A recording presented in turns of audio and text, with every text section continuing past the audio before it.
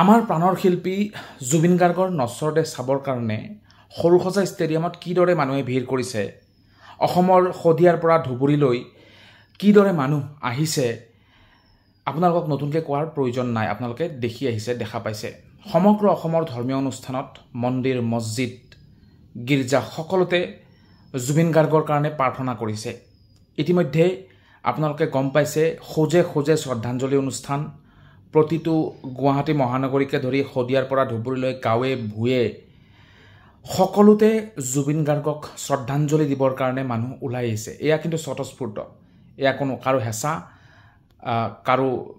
কাৰো কাৰণে নহয়। এয়া কেৱল মাত্ৰ জুবিন গাৰ্গৰ কাৰণে, যিটো গোটেই জীৱনটোত 52 বছৰীয়া এটা জীৱনত জুবিন গাৰ্গে অৰ্জন কৰিছে। আপোনালোকে দেখিবলৈ পাইছে। মই আপোনালোকক ক'ব ওলাইছোঁ, আমাৰ হিন্দু মুছলমানৰ সমন্বয়স্থলী, সকলো জাতি ধৰ্মৰ সমন্বয়স্থলী হাজো, পুৱামক্কা, হয়গ্ৰীৱ মাধৱ মন্দিৰ, হাজোৰ যি পৰিৱেশ আপোনালোকে সকলোৱে জানে, সকলো অসমবাসীয়ে জানে।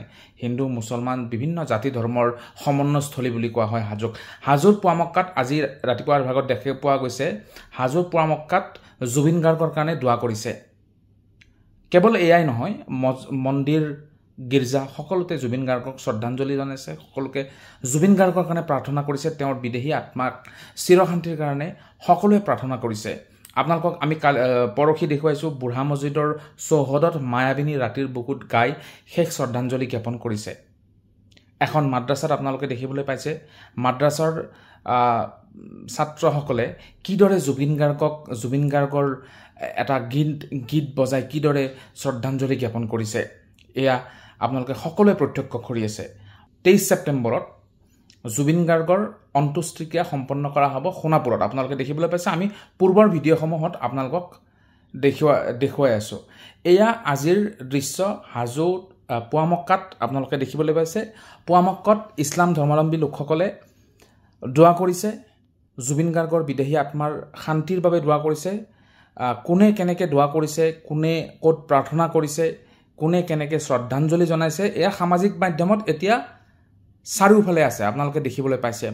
তথাপিও আপোনালোকক অৱগত কৰি আছোঁ, আমি কিছুমান খবৰ আপোনালোকক দি আছোঁ। এয়া এক খুব সুন্দৰ দৃশ্য। হিন্দু মুছলমানৰ যি মিলনভূমি বুলি কয়, হিন্দু মুছলমানৰ সমন্বয়স্থলী বুলি কয় হাজোৰ পুৱামক্কাত আজি ৰাতিপুৱাৰ ভাগৰ পৰা দোৱা কৰিছে, এইদৰে আপোনালোকে দেখিবলৈ পাইছে। আৰু অহাকালি জুবিন গাৰ্গৰ অন্ত্যেষ্টিক্ৰিয়া সম্পন্ন কৰা হ'ব। তাতো হাজাৰ হাজাৰ গুণমুগ্ধ ইতিমধ্যেই ৰখি আছে, তাত জুবিন গাৰ্গক একবাৰ চাবৰ কাৰণে ৰখি আছে। লাখ মানুহ শদিয়াৰ পৰা ধুবুৰীলৈ ওলাই আহিছে, এবাৰ প্ৰত্যক্ষভাৱে নিজৰ প্ৰাণৰ শিল্পীগৰাকীক, নিজৰ প্ৰিয় শিল্পীগৰাকীক এবাৰ প্ৰত্যক্ষভাৱে পৰিদৰ্শন কৰাৰ বাবে, একবাৰ দৰ্শন কৰাৰ বাবে তেওঁলোকে চাবৰ কাৰণে একবাৰ আহিছে।